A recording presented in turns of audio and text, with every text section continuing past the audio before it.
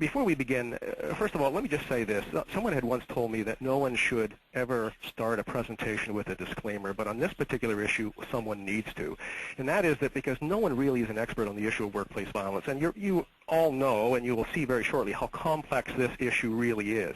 Requires law, requires forensic psychiatry, policy making, security. There's all kinds of aspects.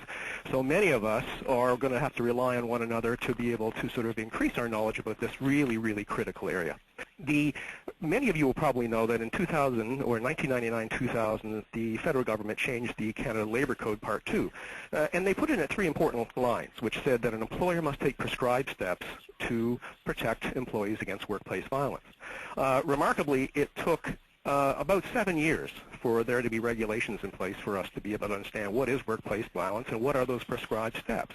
And the reason for that is that there has been great debate on the issue of what is it. And the debate falls on 2 sides. Well, on one side, people will say workplace violence is only a physical act. On the other side, people will say, you know, workplace violence is also psychological harm as well. The other argument that goes back and forth is, who is the perpetrator? Is it an individual inside the workplace? Or is it someone just from the outside the workplace? Now, these 2 arguments have been going on for a great deal of time, and as a result of that, there has been some delays in terms of being able to very clearly legislate the whole issue.